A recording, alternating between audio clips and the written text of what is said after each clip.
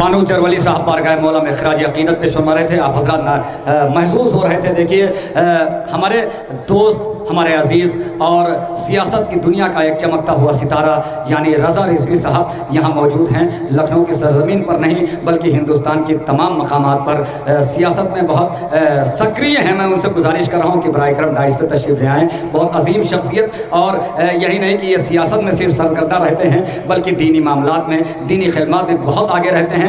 रज़ा रिजवी साहब तशरीफ़ ला रहे हैं। नारे सलवा से इस्तकबाल करें। एक बहुत अजीम शख्सियत हमारे दरमियान लखनऊ से लेके यहाँ तक के यानी भदरसा तक के तमाम दीनी कामों में यह आगे आगे बढ़ चढ़ के हिस्सा लेते हैं। समाजवादी पार्टी में महासचिव की हैसियत से ये काम कर रहे हैं। और देखिए हमारे बीच में जनाब अवधेश प्रसाद सिंह यहाँ मौजूद हैं, और अवधेश सिंह यहाँ मौजूद हैं। कोई इंसान अगर धोखे से जीतता है तो एक बार जीतता है, कोई इंसान अगर जातिवाद पे जीतता है तो एक बार जीतता है, कोई इंसान मार काट करके जीता है तो एक बार जीतता है, मगर 5 बार जीतना, 4 बार जीतना, 6 बार जीतना ये इंसान की किरदार को दिखाता है कि इंसान का किरदार बेहतर है। और वैसे भी जिस दर पे ये आए हुए हैं, जिस दर से ये मुंसलिक हैं, उस दर पे हार नहीं हो सकती है, सिर्फ जीत ही हो सकती है। अगर 72 हो, एक तरफ 2 लाख हो तब भी जीत जाते हैं, उस दर पे हार कभी नहीं देखी गई है। और हिंदुओं का प्रेम इमाम हुसैन से ये कोई नया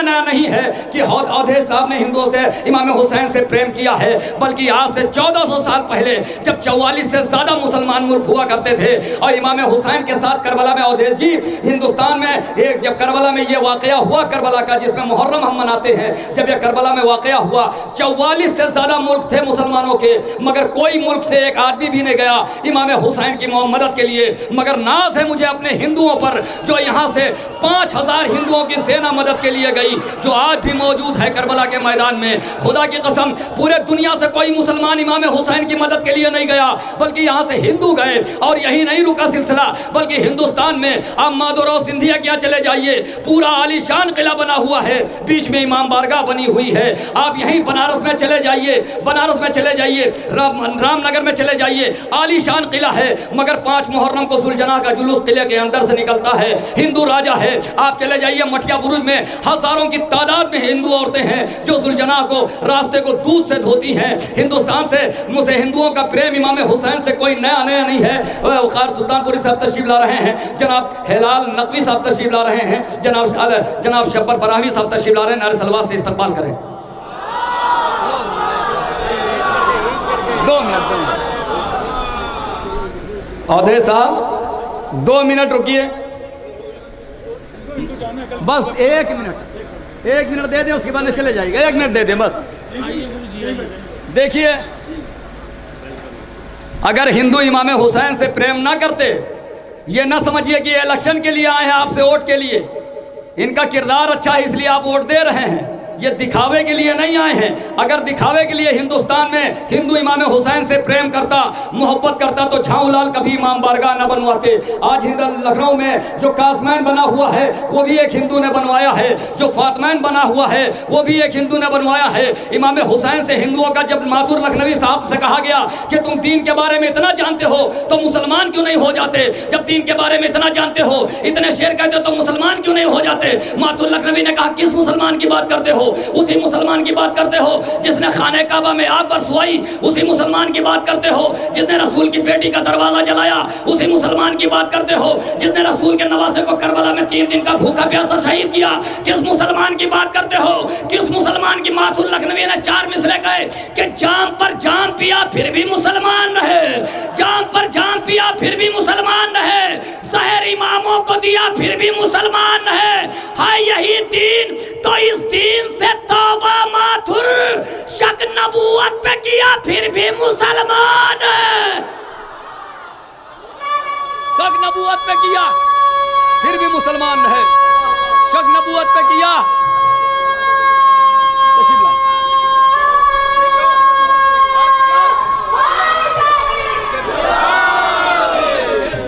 एक मिनट यहाँ आइए। पाकिस्तान हमेशा ये चाहता है कि हिंदुस्तान हमारा मिट जाए, हिंदुस्तान मिट जाए।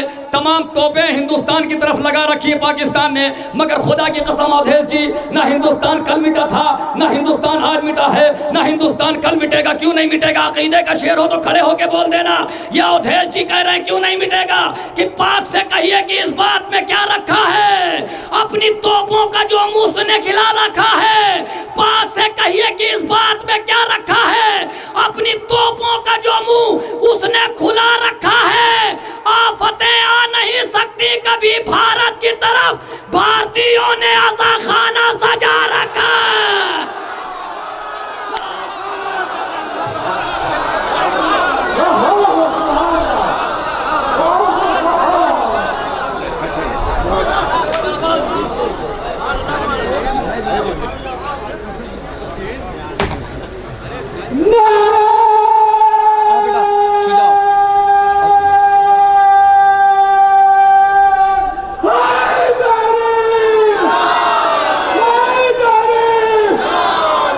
बैठे रहे हैं सही, थोड़ा सा भैया थोड़ा सा और आगे आ जाओ।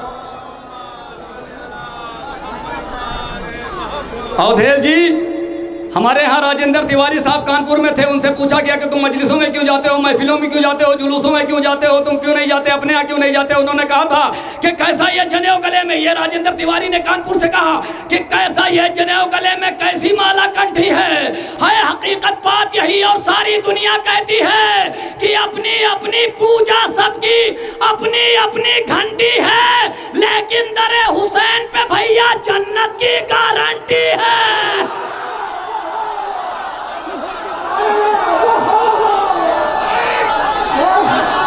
लेकिन दरे हुसैन पे भैया जन्नत की गारंटी है, लेकिन दरे हुसैन पे भैया जन्नत। हिंदुस्तान पे कल भी नाज था, हिंदुस्तान पे आज भी नाज है, हिंदुस्तान पे कल भी नाज रहेगा। क्यों? इसलिए फैसल जो बादशाह था कातिल उसूल का, फूलों के रास्ते में था कांटा बबूल का, दुश्मन था वो रसूल का, आले रसूल का। पूछो कि क्यों गिरा दिया रोजा बुतूल का। इतनी जगह नहीं है, इतनी जगह नहीं है सऊदी जहान में जितने इमाम बाड़े हैं हिंदुस्तान। ये इनाम अवधेश जी की जानिब से है, ये इनाम अवधेश जी के जानिब से।